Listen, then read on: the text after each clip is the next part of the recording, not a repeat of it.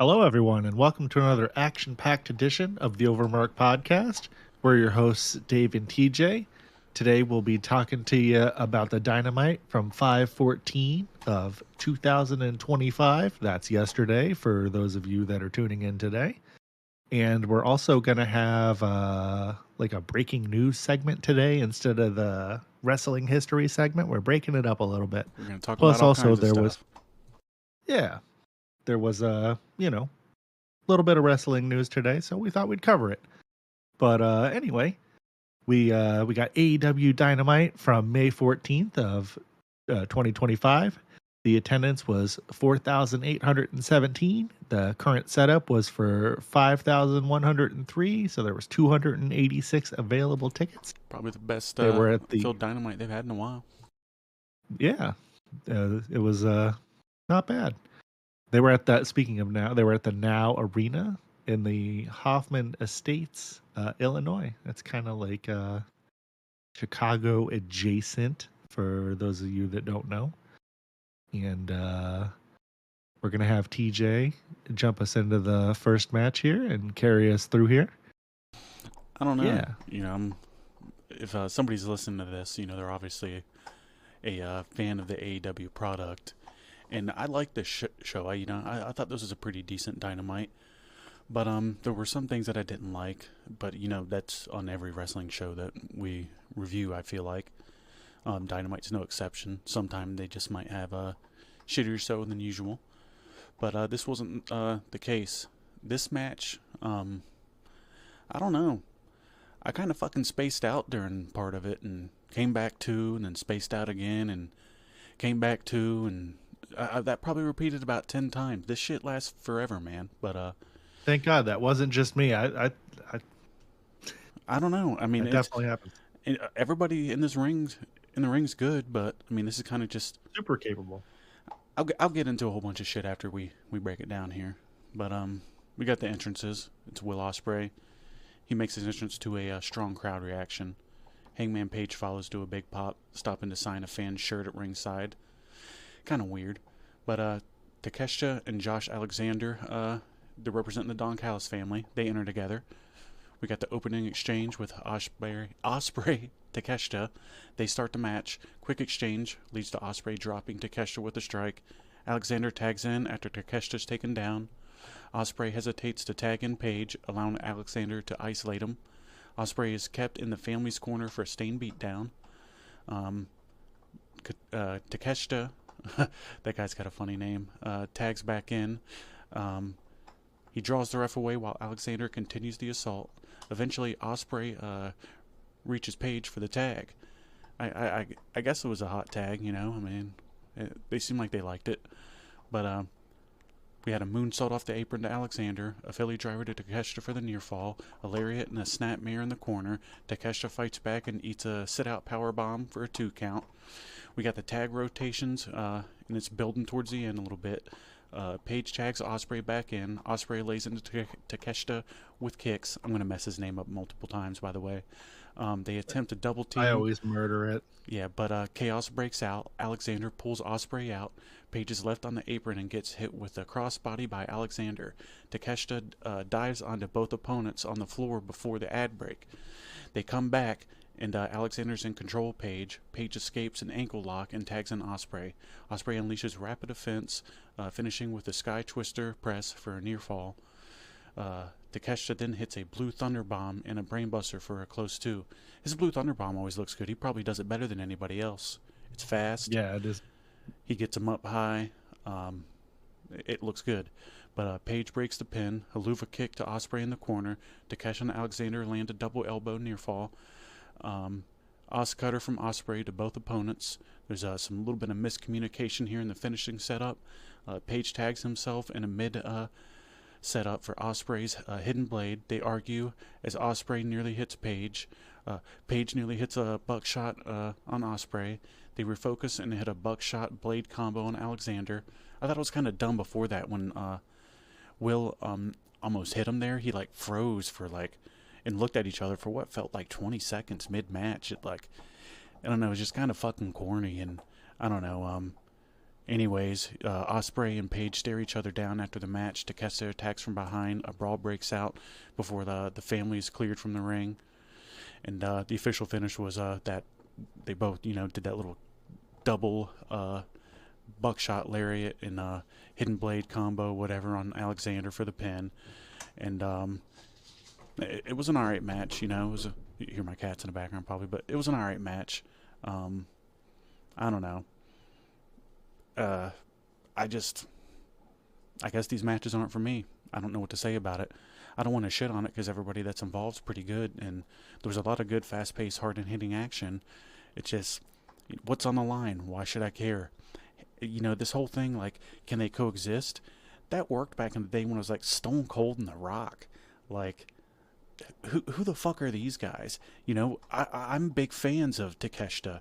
He's one of my favorite on the show. He always has good matches with everybody, and Don Callis is a good mouthpiece for him. That combination works, and Will Ospreay's the man. I'm a fan of him too. Adam Page, not so much. And this Josh Alexander, they haven't given me a reason to fucking care about him, so that doesn't really add the match to me. But all the matches are good on this show, so why is this any different than any other match? It's you explaining to me why I should care about this. Like, there's no recap to start the show to explain the shit that happened last week. And even if I did watch last week, like, if you put these packages together the right way, it really highlights everything and it shows the importance of what's going on. And, I don't want to shit on it too much because, again, this was a good match. But from my perspective, it's just, I just want a little bit more than a good match in AEW at this point to draw me in. And they do have matches on the show that have that going on. But there's just like an element of something missing here. And it happens on a lot of the matches on this show where the match is the main drawing point. Whereas, like, I would love to hear the guys kind of shit talk a little bit more, have good promos, because that's half of wrestling. When you look back at some of the biggest segments in wrestling, it's never been the match. But I don't know. Overall, that's my fucking thoughts here. And just whatever. What'd you think? Yeah, I mean, that's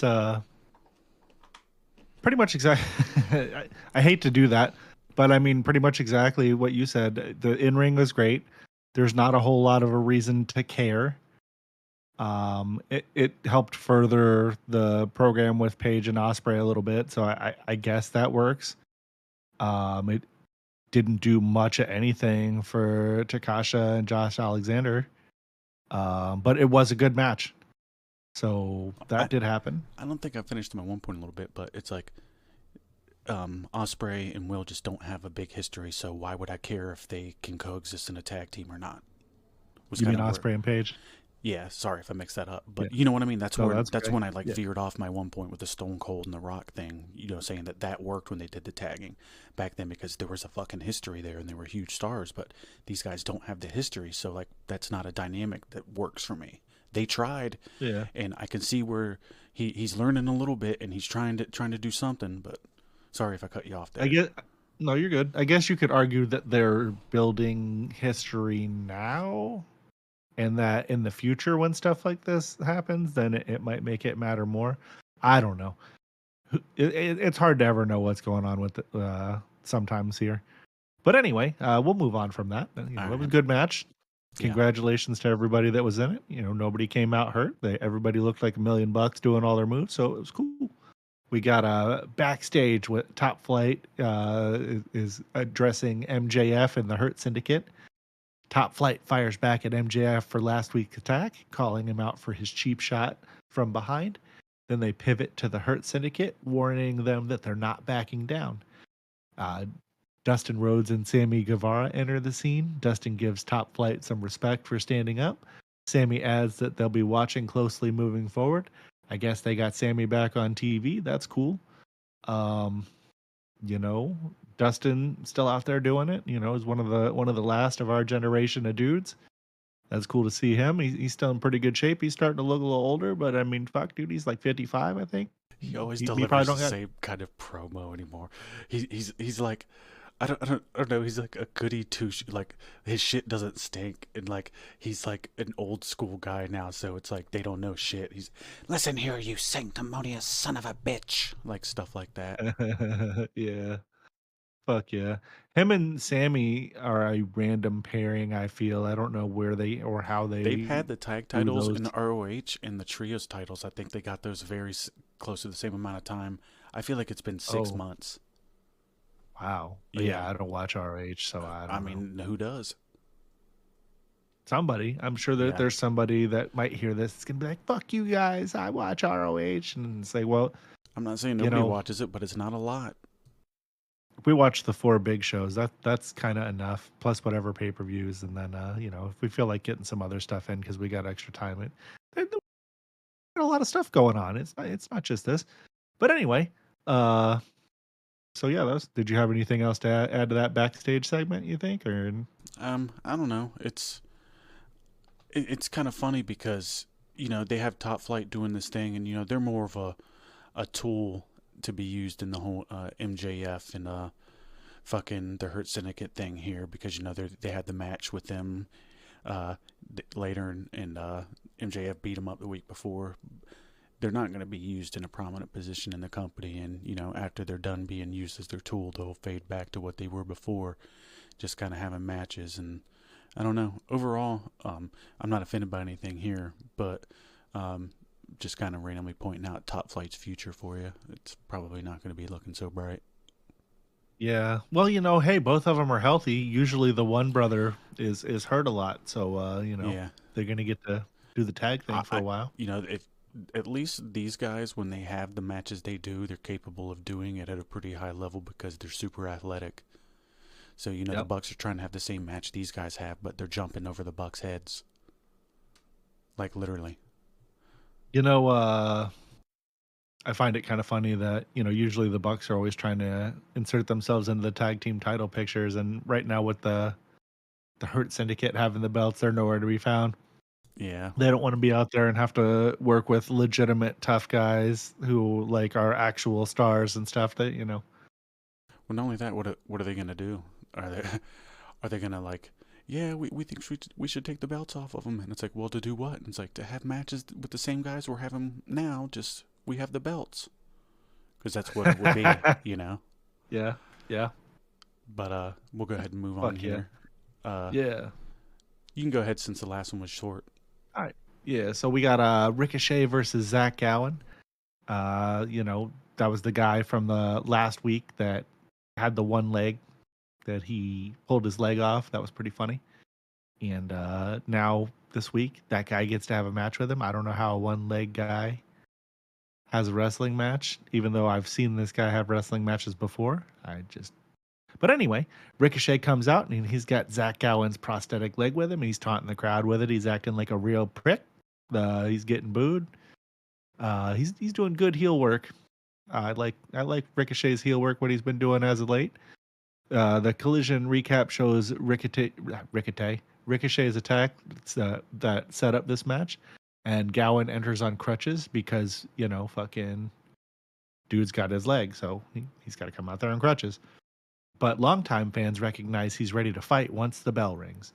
The opening moments of the match, Ricochet mocks Gowen, nothing like mocking a dude with a disability on television, who plants his base and dares him to fight. Gowen's kind of running around the ring unconventionally, we'll say, because he, only has one leg and 2 arms, so he's kind of down low. He's running around like a dog with missing a leg. Yeah. Thank you. I just, for whatever reason, I couldn't get that out, and it kind of got Ricochet, a little weirded out because he doesn't know how to respond to this type of thing. But anyway, Gowen trips Ricochet with his movement and sends him out to the floor. Ricochet refuses to re-enter until Gowen hits a dive to the outside. Gowen gets him in a headlock, smacking his head and high-fiving his sons at ringside. Ricochet uses the distraction to send Gowen into the barricade. And then we go to a break, and we come back from the break, and Ricochet attempts a 450 splash but misses, landing outside. That looks like it probably hurt a little bit. Not going to lie. Gowen recovers, but Ricochet tries attacking him on the ropes, only to get caught low. Ricochet lands a series of strikes and a 450 splash, but Gowen kicks out. Shooting star press follows, and still only a near fall. They're throwing the kitchen sink at this one-legged guy, and he's not giving up without a fight. Ricochet nails the vertigo, but Gowen won't stay down. See, I told you. The finishing sequence is coming, though. Ricochet grabs some scissors, but the ref confiscates them. Gowen uses his prosthetic leg for a boot to the head, near fall. Gowen goes up for a moonsault, but Ricochet rolls away. Ricochet hits the spirit gun for the pin. The finish is the spirit gun after evading Gowen's moonsault, and the winner is Ricochet. After the match, Ricochet hits another spirit gun. He continues attacking until Mark Briscoe does the run-in to make the save. Briscoe clears out Ricochet from the ring and reclaims Gowen's prosthetic leg. And, you know, the crowd's cheering. People pop for Briscoe. They like him. And not a terrible match, especially for considering that there were only 3 legs in the match instead of 4. I don't know. I'm trying to make the best of it. Ricochet looked good. I could take or leave this other guy, but you know, they got their match in and their attraction for the week. What did you think of this? I don't know. I liked it a lot. You know, when I talk about WWE stuff a lot, since sometimes maybe it's not the best match, but they'll really accomplish something, and they'll like have gotten somebody over, or gotten sympathy on somebody, or gotten heat. Like a match will go in and it'll accomplish exactly what it did, or sometimes it'll even over-accomplish. Well, beyond Ricochet, I don't think it makes him look better going against a guy with one leg. That's kind of confusing, but it was a really entertaining match, and they, you know, probably over-delivered on it, I'd think. And, you know, at least it does get him heel or some more heat. And I'm looking forward to him and Briscoe working together. You know, I'm a big fan of Mark Briscoe. He's a character, and he can wrestle pretty well. Everything he does is different, you know, as opposed to everybody on the show doing the same shit. And then Ricochet's heel work's actually been pretty good. I think he stopped making that stupid noise he was making, right? I don't think I've heard him make that noise unless I haven't been paying attention, but that's an improvement too. But overall, I like this, and I don't know if we're going to keep seeing Zach Gowen. You maybe shift away from that, but at least the guy got a paycheck, and he might be Ricochet's buddy or somebody. But yeah, overall, this is going to be some good stuff. You do like to see a guy get paid. I ultimately, it wasn't offensive, to borrow a term from you from earlier, but it wasn't for me. That's all. Well, we can move on from this unless you got anything to add about it. And we can move on to the next segment, which I also like this one a lot. This is probably my favorite thing of the night. Yeah. MJF's like super entertaining in pretty much almost anything he does, and you know, this whole thing, it's really been drawn out, and I don't know, it kind of felt like everybody stepped it up a little bit this week too, and just kind of emoting well, and just, I don't know, really seeming like they were into it. But MJF speaking backstage with Renee Paquette, emphasizing how critical it is for the Hurt Syndicate to do business with him. He makes his case confidently, hinting at a strategy and an influence. MVP interrupts, cutting MJ off mid-sentence. MVP delivers a clear message. Bobby Lashley will give his answer in the ring after the Hurt Syndicate's tag champs compete later tonight. Excuse me, but he actually goes up behind MJF and he's like, "It is imperative that you meet us in the ring after our match tonight." And he seemed like he was kind of like creeped out by it a little bit. And then Renee Paquette asked him right before he walked up to him, "What are you going to do if they, like, what do you think they're going to do to you when they say no?" And like he got like scared shitless about it. And you know, he really sells everything pretty good. He just keeps getting better and better, you know. It's, you know, but I'd feel like this is an over-deliver thing too. If you gave this to anybody else on the roster, it wouldn't be shit. But with the guys involved, right, it's a good stuff. But we'll go into the match. It's the Hurt Syndicate versus Top Flight. Entrances Hurt Syndicate head to the ring first. Top Flight follow. You know, they were all determined and pumped up after their ass whipping last week by MJF. We got the opening action. Shelton Benjamin tries to take on both Darius and Dante. Top Flight isolate him early, preventing the tag to Lashley. Dante hits a dive to the outside, followed by a Darius tope. Cutting back a second, when we were talking about when the one-leg guy jumped over the, he did a dive over the ropes. Yeah. I thought about Steve Austin doing a dive over the ropes. How funny is that image? You know, like, he's not doing that. No. But anyways, in ring, Darius lands a sling blade. Dante hits a frog splash for a 2 count. Then after that, they Hurt Syndicate retake back over with Lashley attacking Dante from the apron. He tags in and takes control, sending Darius to the corner for a beatdown. Benjamin tags back in, nails a release German suplex. Lashley tags in again as Dante tags back, only to be immediately laid out by Bobby. The finish is Lashley locks in that hurt lock on Dante. Referee stoppage. And post-match, he didn't let go for a while either. He held him in that fucking thing. Yeah. Hurt Syndicate continue attacking Dante. Dustin Rhodes and Sammy Guevara run out to stop the beatdown, teasing a tag title challenge. Crew interrupts.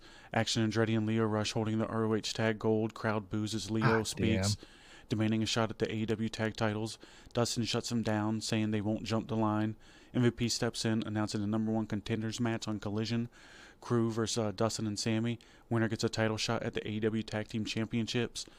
Now, at least when Leo Rush and Action Andretti come out, like, Leo Rush can talk.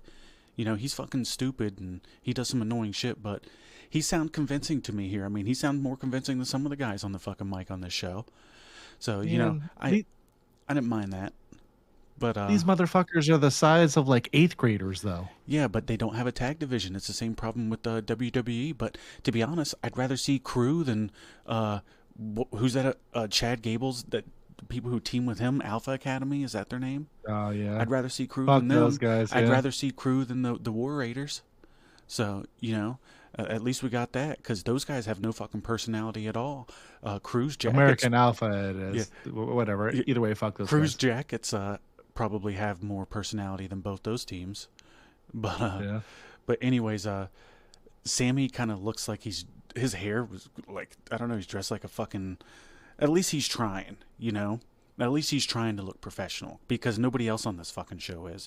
But the blue tux and everything, it just looks like he was Dumb and Dumber, like at that fucking wedding, like he had Lloyd's or Harry's fucking thing on. But I don't know, it We'll move on. Hurt Syndicate remain in the ring. Call out.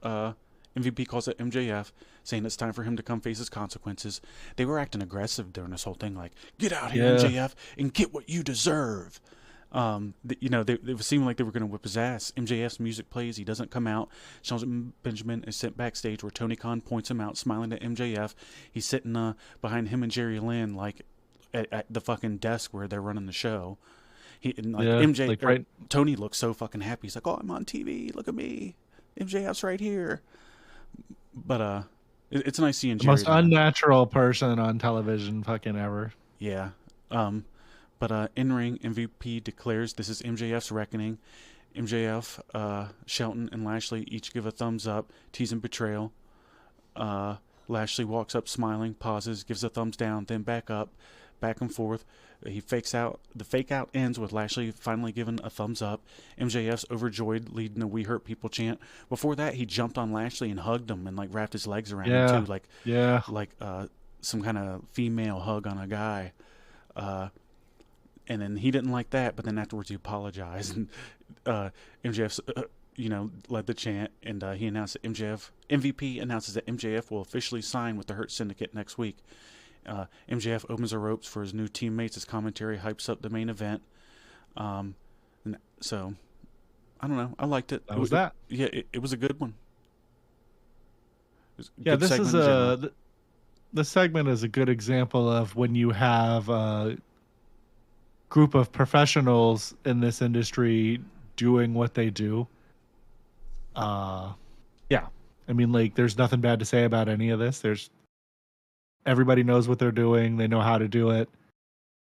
I think that these guys are not going to do anything that is going to be embarrassing to watch or, doesn't make sense. It's like like this segment, it's like you can't rant and rave and go nuts about it because it didn't have anything in it that would have led to that kind of reaction. But it was good as fuck for what it was, and you were entertained, and that's the whole point, right? And it progressed the story, and the shit all made sense. Yeah, for sure. So from there we're going to go into the women's world title eliminator match. We got Toni Storm versus the returning Mira Shirakawa, and Sky Blue also returning. And then what is this chick's name? AZM? No, Is that really I think like they actually pronounced her name was like Azam or something. I don't know, Azam? but you can just call her fucking whatever you want because I don't really think We'll, it we'll, matters. we'll call her Azam. Who fucking cares? So anyway, Toni Storm comes out. She gets a pretty good pop. Everybody loves Toni Storm. She's one of the best things going in AEW and in women's wrestling in general. And then Azam follows, and we get a recap. Holy fuck, we're getting a recap of stuff happening. We get a recap of her winning the New Japan Strong Women's title at Resurgence by pinning our good friend Mina here. Mina is out next looking for revenge. And she's also got a new entrance music from what she had before. And we'll have a little bit of information to talk about there once we get to the end of the match here. And Sky Blue returns to a nice pop to her hometown-ish crowd because, like we talked about, where they're at is pretty close to Chicago, but not quite. So the opening action, as soon as the bell rings, Mina immediately targets Azam. Storm and Sky fight on the outside. Azam catches Mina with a crucifix pin for a 2 count. Mina hits a DDT on Azam on the floor. Sky and Tony re-enter the ring. And the opening action to this match was actually pretty good for a 4-way match, and it It wasn't a showcased bad match. Mina and Azam pretty well. But anyway, and then we get to some mid-match chaos. Sky hits a springboard DDT on Storm. Azam attacks Sky, and they both trade strikes. Storm and Mina trip up both competitors and enter for a face-off. A 4-way brawl ensues. Storm reverses a whip into an Azam clothesline. Mina recovers. Mina DDTs Azam as Tony gets locked in a figure 4. Azam makes the ropes to break the hold. We get some dives and crowd spots going on. Mina hits a dive onto Azam. Azam follows with a dive of her own. Sky Blue takes out all 3 opponents with a dive. We just are diving all over the place. My God. Then we get a commercial break, and then we come back, and all 4 women are back up. Azam and Storm, Mina and Sky all pair off. Blue and Mina exchange strikes. Storm suplexes Azam in the corner. Storm hip attacks on all 3 opponents in the corners. Mina gets up and fights back. We get a late match sequence coming here. Azam is sent out. Mina drop kicks Sky. Storm clears the ring and hits a sky high on Sky Blue. She focuses on Mina instead of pinning. Big mistake. Mina sends Storm out and targets Blue. Azam returns and nearly pins Sky before Storm breaks it up. Storm hits a Storm Zero on Azam. Mina breaks up the pin. Mina hits a rolling elbow. Storm dodges the second and goes for a small package. Mina counters with a small package of her own for the 3 count. And the winner with a small package counter is Mina Shirakawa. And yeah, she's cool. Glad to see her back. Glad to see Sky Blue back. Glad both of these chicks are back. Anyway, we get a little bit of post-match shenanigans. Azam is being helped up the ramp, and Mercedes Moné blindsides her, attacking her from behind and locks in the statement maker submission. I assume they... Oh, that was the gal that Mercedes lost the belt to. Yeah, that's why. Yeah. Yes. And then Jamie Hayter returns, pulling Mercedes off and applying a statement maker of her own, making Mercedes tap. Officials run out to separate them as the crowd erupts. I don't know how much that they were erupting. That's some generous notes there, but they were making some sounds. And before we get into anyway, before we get into what TJ thinks, we're going to go to this next part real quick, and then we'll just address the whole thing as a whole. We talked about that Mina came out and she had new entrance music. Well, apparently there was a outcry in the Twitterverse, and mid-match, Tony Khan changed Mina's music back to her old music. During the beach break, fans noticed that she had the new music that she came out with that replaced her familiar theme from Stardom and earlier AEW appearances.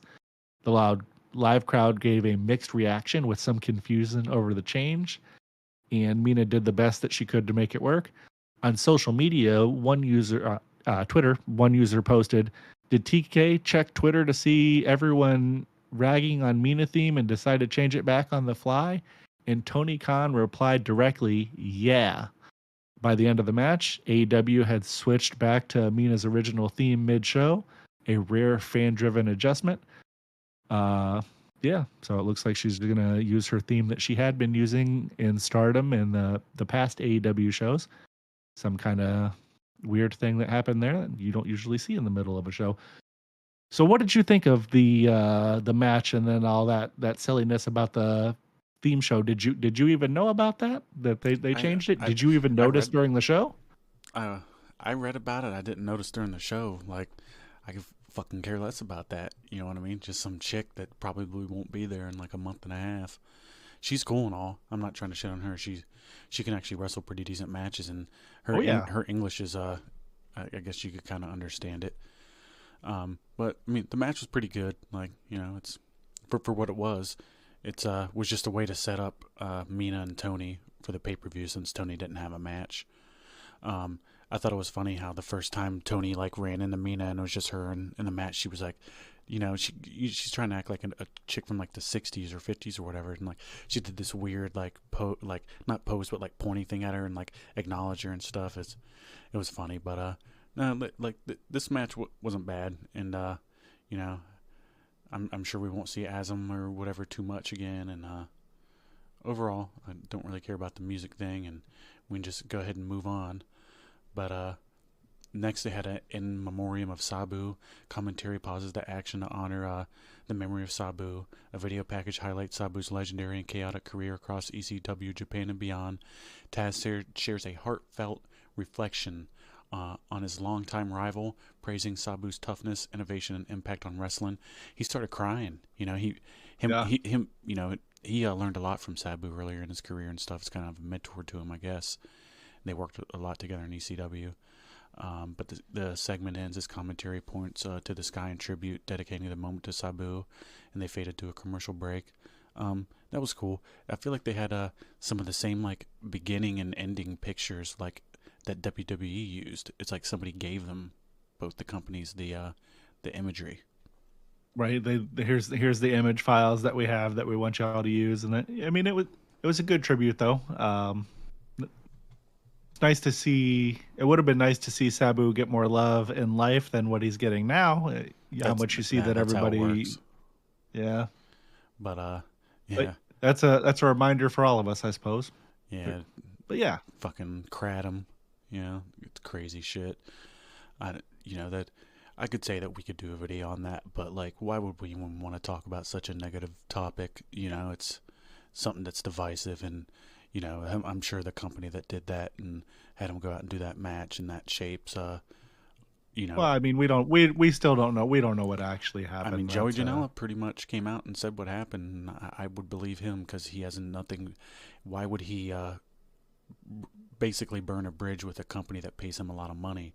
So obviously he wasn't happy with it, but I don't know. I'm not saying definitives. I'm just saying if that stuff's true, what a shame.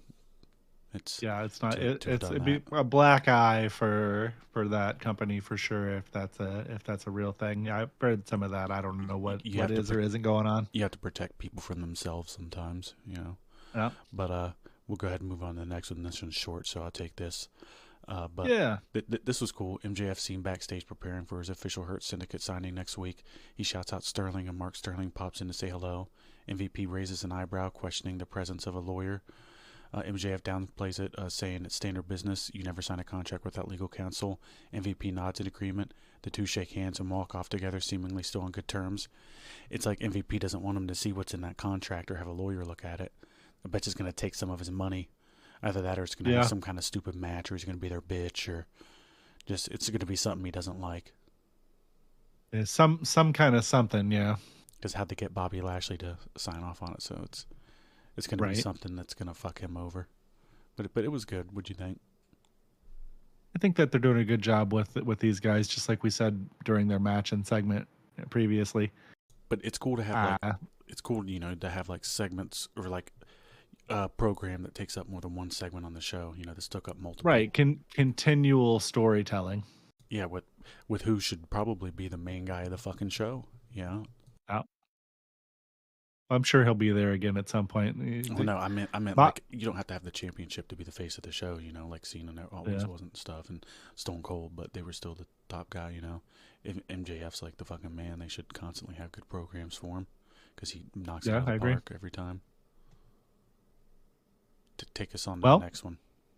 We got a in-ring segment with Daniel Garcia, Nigel McGuinness, and Big Stoke. I guess Stokely's got a new nickname, Big Stoke. I don't know if I dislike that or not. But anyway, Tony Schiavone and Nigel McGuinness are at ringside, and Nigel publicly apologizes for his actions at Collision. He also offers an apology to Daniel Garcia, who makes his entrance. They air some recap footage from last week's show, and Nigel tells Garcia that he belongs at the commentary table, not in the ring.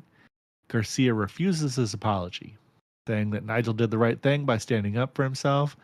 Garcia calls out FTR for trying to end his, Copeland's, and maybe Nigel's careers. He declares he'll fight FTR either way, but it would be an honor if Nigel stood by him. I guess that they're going to have Nigel work a match at some point. Big Stoke interrupts, mocking both men, saying that FTR isn't here tonight. He says Nigel's actions were egregious and asks what his problem is. Nigel simply replies, when someone puts their hands on me, I put my hands on them. Stoke mocks Nigel's apology and says there will be consequences. FTR and Stoke have decided Nigel will get an official match against FTR. No suspensions, just punishment. Nigel hesitates, acknowledging FTR might kill him, and initially declines. But Garcia pushes back, reminding Nigel of everything he's overcome in his career. Stoke keeps edging him. That's not great. Egging him on, calling Nigel the Al Bundy of AEW, trying to relive his glory days. Fuck yeah, Al Bundy. Stoke adds, you couldn't beat hepatitis, let alone FTR. Nigel drops the mic, ready to throw hands. FTR blindsides Garcia and Nigel, launching a beatdown. Daddy Magic runs in for the save, forcing FTR and Stoke to retreat. Dax rips up a pro FTR side at ringside. That was good heel work, ripping up the sign.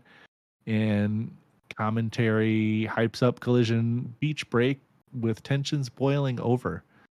Ooh. Well, what did you think about all this, TJ? I don't know. Nigel McGuinness can actually deliver a decent promo. Like, yeah. He seems like he's not trying to be a fucking tough guy, which, everybody on the show's trying to be a tough guy. So what he doesn't want to fucking fight. But he will if he has to. So that there there's not a lot of that. Yeah, so that right there is kind of like different than what some other people are doing. But and his match against Bryan was pretty good, and I haven't seen much of his ROH shit, but he's people speak highly of him, so I'm sure that he can wrestle pretty well. I like the small amount that I've seen of him. Didn't he wrestle at their Wembley show? Yeah, remember against Bryan. Oh, that was it against Bryan? I don't know. I just know that that's the only match that he's had in AEW, at least to my knowledge. It's been up against Bryan. That would have been then. Yeah, okay. But he did have a good match. I mean, I could fucking care less about Daniel Garcia. Like, what the fuck was he wearing? It was like some kind of shit that like Paulie from The Sopranos was wearing. I don't know. He just looks like it's just he looks like he should be changing fucking oil like at Walmart or some shit. I don't know. I'm just not interested.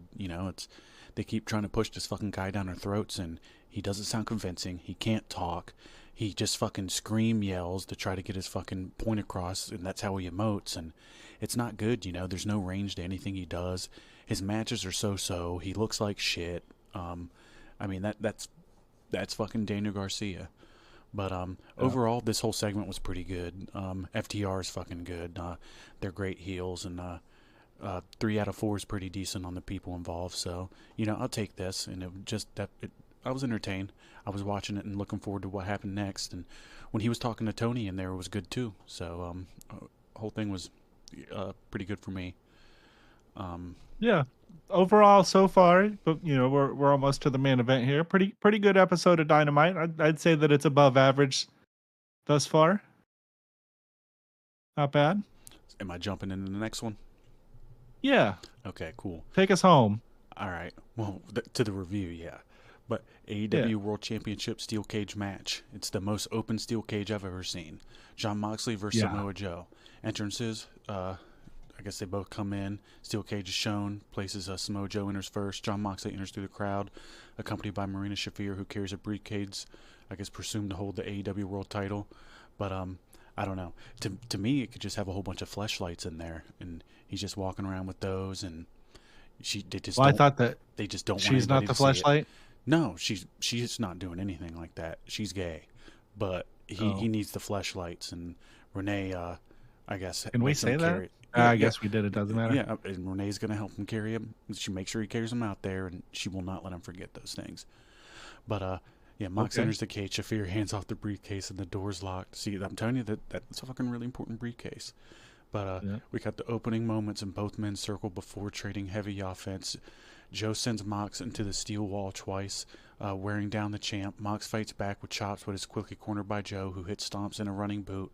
Joe gets a 2 count. Technique exchange. Moxley targets Joe's legs and locks in a figure 4 leg lock. You know, it's funny. I don't think we mentioned it, but Ricochet tried locking in a figure 4 leg lock on Gowen. In that match. Fuck, I left that off the notes. That shit was hilarious. Yeah, no, like, I guess that's a move that he does in his matches, but I've never seen him, so that move's fresh to me, so that was pretty good. But Joe reverses the pressure and reaches the ropes to force a break. Mox lands a big boot as we go to commercial. We got the full ad break on Max. Back from the break, Mox is now busted open, and Joe regains control. What a surprise. Strikes are traded. Ringside, we see Death Riders, Willow, and Powerhouse Hobbs monitoring the match. So they're trying to even the odds. Joe hits 2 atomic drops and a senton for the near fall. Mox bites Joe. Then eats a chop.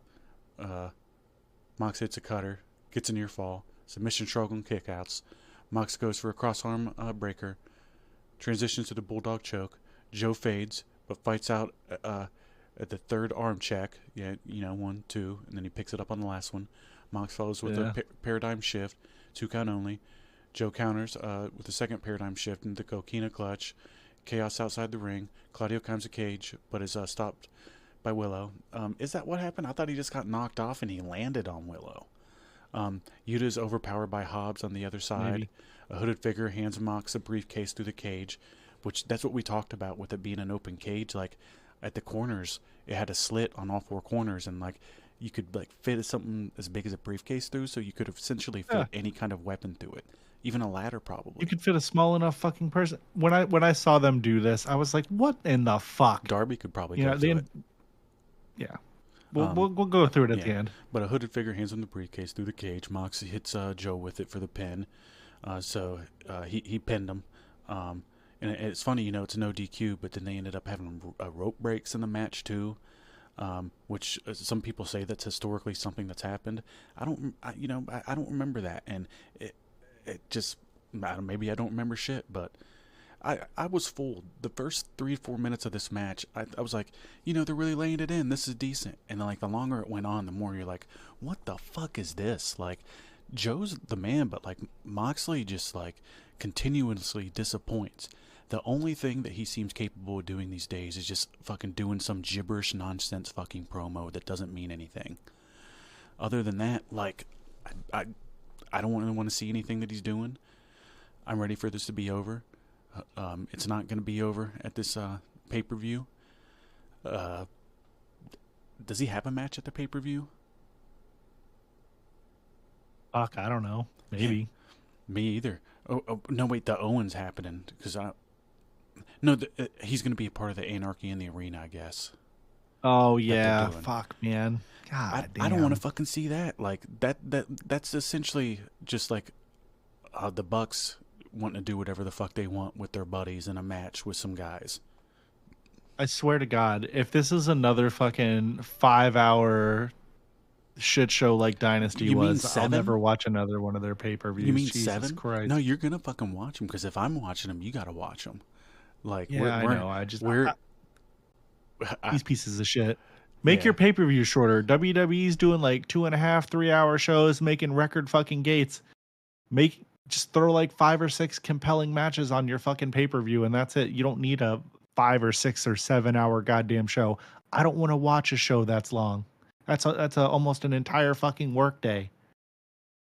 Yeah, like too much of anything good still not a good thing, you know. Too much of a good thing can be bad. But I don't know. It's kind of weird. You know, who was it? Fucking Gabe Kidd. Was that his fucking name? That handed him. I don't even know who that is. It's some. I think he wrestled in the Owen in like maybe the first or second match or like, you know, one of the opening ones.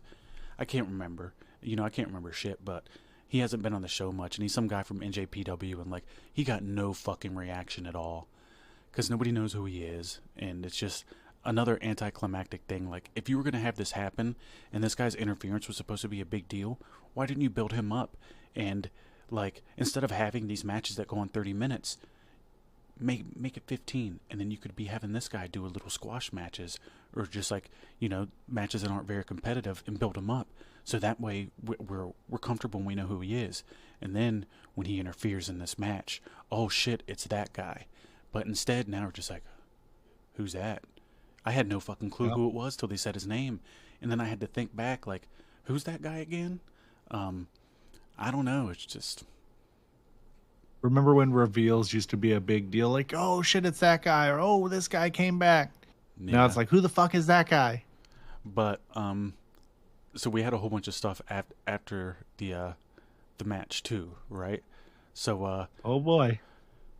Post match, after the hooded figure revealed as Gabe Kidd, who celebrated from the ramp, and again the crowd went mild. Hobbs chases Kidd, but is stopped by Claudio, barely phased. Kidd hits a low blow on Hobbs, then enters the ring to align with the Death Riders. The Young Bucks arrive, offering to shake Moxley hand. One of the Bucks had like a controller for the cage. So Kenny came down, rushed the ring, taking out the Bucks. These guys all look like fucking idiots. Why are they entering the ring one-on-one? Okada joins the fray, helping the Bucks and the Death Riders. The beatdown continues as the cage is lowered back down. Mike Bailey fights Okada to the back, but Joe and Omega continue to get beaten down. So when Mike Bailey did that, he was chasing Okada to the back with kicks.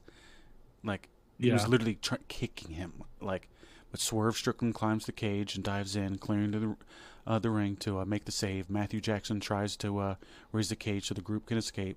Swerve grabs a mic, standing tall, cuts a promo, references what happened in the city at All Out 2024, calls himself the Fear, the most dangerous man in AEW, declares anarchy in the arena at Double or Nothing in Phoenix. Swerve's music plays, and the Bucks and Death Riders regroup up the ramp, glaring back at the challenge. I don't know. I like Swerve a lot. He's good, and like he can deliver really convincing promos. He probably is one of the best promos on this show.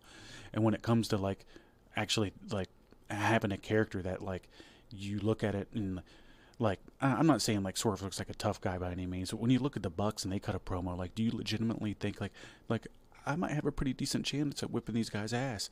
But like with Swerve, you'd be like, all right, like this guy like looks legit. He sounds legit. Not a lot of guys do that on this show. Like even Kenny, who looks the part, and I'm a big fan of. Like he talks like a fucking librarian. But you know, it's just not a lot of guys have the full deal. And like, I don't know, with Swerve, if he eventually does go to WWE one day, he's gonna be I'm telling you, like one of the biggest African American guys that they've ever had, and he might be one of the biggest guys they ever had. I'm not trying to differentiate, just, you know, he's gonna do very well. And I guess one of the main reasons I bring that up because you know, like a lot of people have been shitting on Triple H and his use of you know, black stars and stuff, and I think this is gonna be the guy that if he goes over, they'll really get behind, you know. Yeah, but he has good potential to be a single star for them someday. But yeah, what you think about that last stuff there? Well, didn't know who Gabe Kidd was, didn't care who he was. You know, Kenny Omega, I don't understand. Like you pointed out, why do these people run in one at a time? Like we talked about the other day, fucking Jackie Chan and on in, you know, so they can just get beat down one at a time. You remember that? Yeah, he's like the international champion or whatever. Yeah, gave it to him. Nothing's happened. But go ahead. Yeah, I mean, what's he defended it like once or twice? That's it. Anarchy in the arena probably be a decent match. Everybody that's in it can work that kind of match, so it should be interesting. Yeah, I mean that's all I really got to add. The overall average episode, above average. Sorry, not average. Yeah, I feel like they had in more ring good was than good. bad. Yeah, It's not everything. A lot of story all advancement. the time. Exactly. But well, you wanna take us into the next segment? Well, we can go ahead and wrap this up. I don't know. I feel like I went that one. I'd like you to talk about this one. All right. Well, okay. Here we go. We got some breaking news as of today. Good old JR, everybody's favorite commentator, the greatest of all time, has announced on Twitter that he has colon cancer. They today at 1:37 p.m. Eastern Standard Time, he posted, "Diagnosed this week with colon cancer. Surgery being scheduled in the next week or two. I appreciate your concern and support." So, it sounds like he's already got a plan in place for treatment. So, hopefully, we're all hoping the best for good old JR. Hopefully he pulls through this, comes out on the other side, A-okay. We all love JR. He's, like I was saying a minute ago, he's one of the greatest of all time. He's the voice of so many memories in wrestling history. Some of the greatest moments in wrestling history are associated with his calls. This was a bummer reading this. What did you think of all this? Did you know about this? Yeah, I read about it earlier. It's definitely sucks. JR's the man, and this isn't the first time he's had like a pretty big health crisis. But you only have so many surgeries and so many things and you just you're getting older and older. But I'm sure he'll get through this one. He's not a quitter. He's a tough guy, and he's definitely the voice of my childhood when it comes to wrestling, along with Jerry Lawler, and everybody's pretty much on consensus that he's the best announcer of all time, and wish he'd slow down on them cigarettes a little bit. Every time you watch his podcast, he's just fucking puffing on those things. It's kind of fucking disgusting. You don't want to see anybody do that. But I didn't notice that actually. I honestly I don't really watch his podcast though, so I will here and there. Sometimes he'll have some stuff to say. Yeah, well, God damn it, quit smoking, JR. Yeah, he did an interview pretty recently, and they were asking him some stuff, and he essentially said asked him to say something about AEW, and he was like, "They're paying me. The checks keep coming." Oh shit. Yeah, that's literally what he said. Like, that's his opinion on the company. That's pretty much what they asked him. Which I thought was good for him.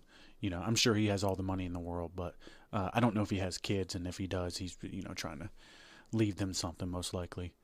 Right. Right out of the way, he's the man, and he's gonna pull through this. And anytime I think about like wrestling personalities and some that I might miss, he's like definitely up there. Once he's gone, he was one of the biggest parts of the show. You might have a wrestler that was on a couple segments on the show, but he was on every single one. I mean, he had a huge part in. He was head of talent relations for so many years. He got Mankind over in one interview. Yeah. Remember that? Yeah. The I can't remember the name of the interview now, but the backstage sit down with Mankind. And I mean, he did things like he signed Brock Lesnar, Randy Orton, John Cena, Batista. I mean, all of these huge names over the last fucking 2 decades. JR had a direct hand in. He signed The Rock somehow. Yep.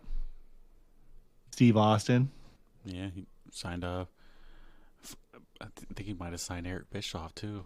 I'm not sure, but he. Well, Bischoff did some good stuff in WWE. Yeah, but I mean, he's the man. He left a pretty big imprint in that company that I don't think anybody's been able to fill. And even Michael Cole, you look at him now, he's not doing talent relations, I bet, but he's probably never done it. Now that's not me. I'm saying that as a guess, but prove me wrong if that isn't the case. But I think he does talent relations with the announcing team. Yeah, I remember lead announcer. McAfee saying something like that. Yeah. But let's But jump on to the next one. We'll be rooting for JR. hell yeah. Willow Nightingale signs a new multi-year deal with AEW. It's recently been reported that she was in a contract year with AEW, and despite limited TV appearances in 2025, AEW internally viewed her as a priority to re-sign. It's kind of strange. I remember reading that she was in the contract date year before the news of her re-signing came out, and you're thinking, like, they never use her. She's definitely not going to re-sign, but Yeah. I'm sure that fucking Tony paid her probably like over double than what WWE would have. And I don't know, sitting at home's not too bad. But Fightful Select reported that Willow expressed that she was very happy in AEW and wanted to remain with the company. Fightful has confirmed that Willow has signed a new multi-year contract with AEW. The length and specific terms of the deal weren't disclosed, and probably never will be unless she comes out and says it directly. But AEW sources says she's well liked backstage, further securing her future with the promotion. I mean, good for her to get the money. I think she's one of the probably the better chicks that they have in the company. She can talk, Yeah. and it's convincing, and she's pretty good in those hardcore matches. And overall, I haven't really seen her have. I can't remember a bad match she's had. That match that I can't remember a week ago with Stat or whatever, that show was great. And we were talking about, privately off of the show about her contract stuff and what was going to happen. And, she would have been a great addition to the WWE women's division, even though it's fairly stacked. Yeah, she would have fit right in. Oh yeah. She's a good big girl. Yeah. And I don't mean that as a slam. And, she's oh yeah. And better than Piper Niven, yeah. better than Nia Jax. I mean, Willow is everything that you look for in a strong girl. Yeah, absolutely. And yeah, she can do like high spots that Jax could never dream about doing. But she got all the talent in the world. Yeah. Good for you, girl. Get that bag. I'm glad to see you get paid. Yeah, same here. Anybody that puts their body on the line deserves to get as much money as they can. So I'm sure WWE would have had her working more dates too. And yeah, for sure. Like we said, good for her. Go to the next. Yeah. Okay. Well, the next one here is we got Will Ospreay says AEW smokes WWE even on their worst day. Will Ospreay appeared on the Yo Josh Martinez for a podcast for a pre-Double or Nothing interview. A fan asked about a rumored scheduling conflict between AEW Double or Nothing and WWE Saturday night's main event happening on the same night. I didn't realize they were happening on the same night until earlier today when I was putting this together. And Ospreay's response was he didn't hold back. He says, "We smoke them in every field of wrestling. We're just better." He maintained a respectful tone, but firmly backed AEW's in-ring product. "I respect them. They're great at their job, but we are much more of the better wrestling company." He then went on to give props to some of the WWE guys, Gunther, Randy Orton, and Chad Gable, but then he doubled down with "On our worst day, we smoke all of you guys." And I have to question what he smoked before he did this interview, because that's kind of delusional. There is great wrestling in both companies, and AEW is definitely not smoking them. I mean, I think he was mainly just talking about in-ring. Yeah, I mean, they definitely have great in-ring work. Yeah, no, I mean they probably I would put their best guys against WWE's best guys any day, and I'm not saying that one would be better than the other. I'm just saying that it'd be an elite level of competition. I mean, Cody was in AEW, Punk was in AEW, Penta was in AEW, Yeah. Phoenix was in AEW, Aleister Black was in AEW. So, I mean, I don't know. It's kind of a. I mean, I agree with him to some extent.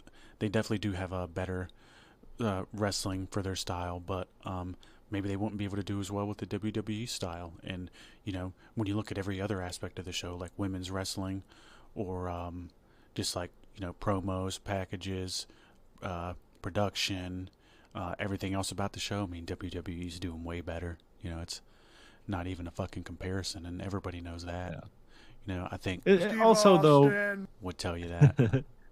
I do give them the benefit of the doubt. WWE's like a 40 some odd year old company. AEW is 5. So, for being 5 years old, they're doing great. And, but, like TJ said, their in-ring work is fucking awesome. Yeah, but I think he's saying that essentially that a lot of the wrestlers in WWE. Oh, wow. That's not great. Yeah, that's not nice of him. You don't agree? No, I don't agree. There definitely are some people I could do without seeing, like the tag team match that we talked about from Monday night. I don't need to see any of those four guys. Drop. I think they a lot. Yeah, they get on my TV and I'm just. I agree, but take us into the next one. Let's fucking. We talked about Ospreay pretty good, But yeah, he got his digs in. Yeah, overall good for him, and he does have a world where he eventually can be the top guy in a company. He's got the charisma and the in-ring talent. He can do just about anything. He himself is the man. I think that if he was pushed right and had the right feuds in AEW, he could actually take that company in a positive direction. But that's not up to him. He's doing the best he can with what he's given. But we can salad out of chicken shit. Yeah, we can move on to that. So our next one here is Eric Bischoff's confident that RAFW will land a major streaming deal. So that's that amateur wrestling that they're talking about, that him and Hogan and that other guy announced. Oh no! That they're going to be doing. And they're going to try to get it to be a TV deal with it. And basically it's just amateur wrestling with storylines that they're going to try to hype up. So I don't know. Hulk Hogan and Eric Bischoff recently announced the Real American Freestyle Wrestling, RAFW. The new promotion will focus on amateur freestyle wrestling. Immediate fan reaction was skeptical and questioned audience demand, legitimacy, and how it will be broadcast. Eric Bischoff addressed streaming and TV concerns. He spoke to Errol Hawani to clear the air, and he claimed that streaming or cable broadcast for RAFW's debut is already in motion. As soon as we're done with this, I will have a call with a major platform that everybody would know. So he says he's in negotiations now, and they have active discussions with 2 platforms, and he emphasized that there are not formal negotiations yet, just conversations that are going well. He's confident that by August 30th, that the show is going to land on some platform, possibly cable and possibly streaming.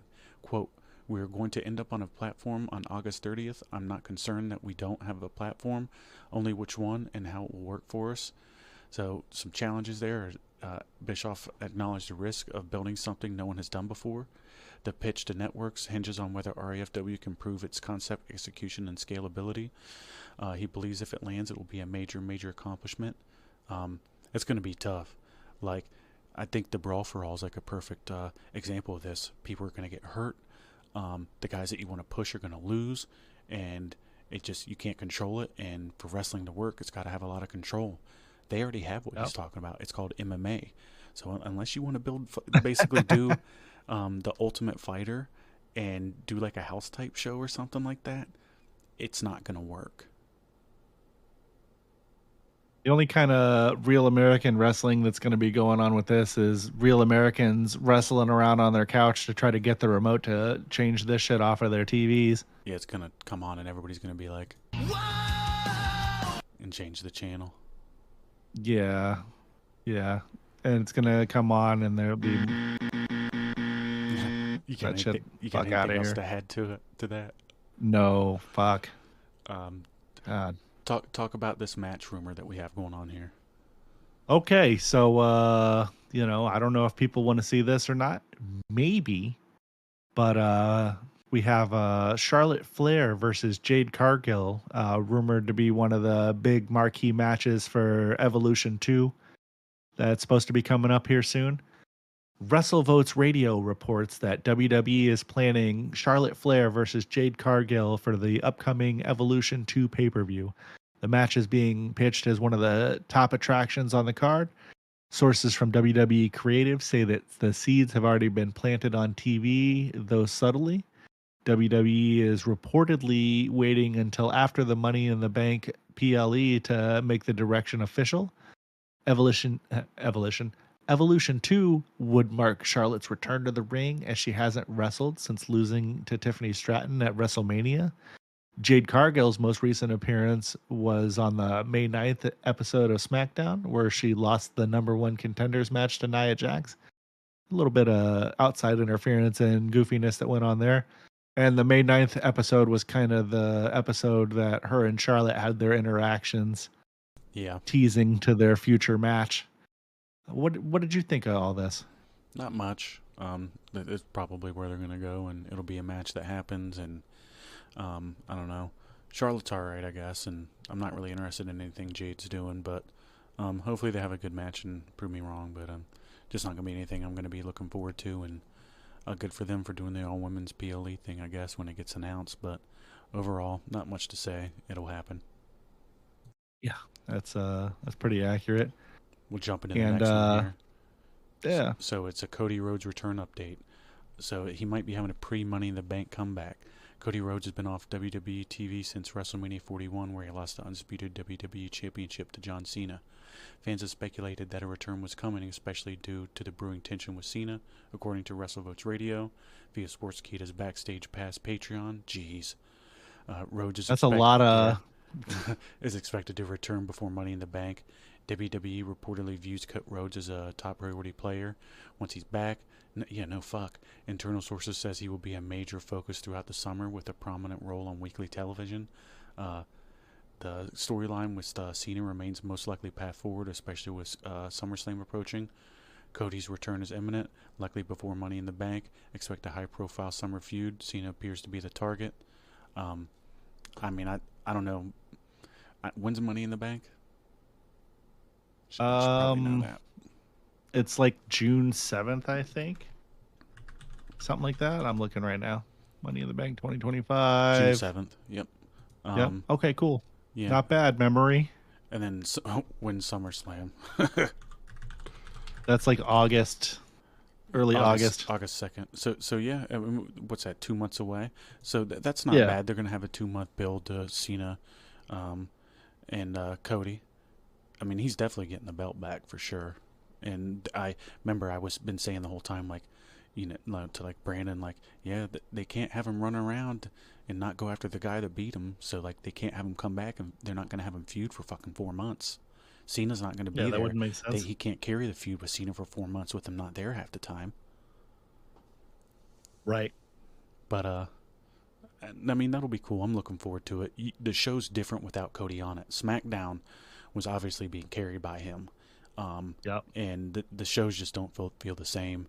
And the reaction, like before WrestleMania, Cody was getting insane reactions and stuff. It just seems like the smart crowd at WrestleMania, which that fades after like a little bit of getting away from that. But when he comes back, he's going to be the top guy again, and be selling the most merch and the whole thing he was doing before. And the chase is always better than the actual title run. So they should have a pretty successful round of television with him running for the title against Cena.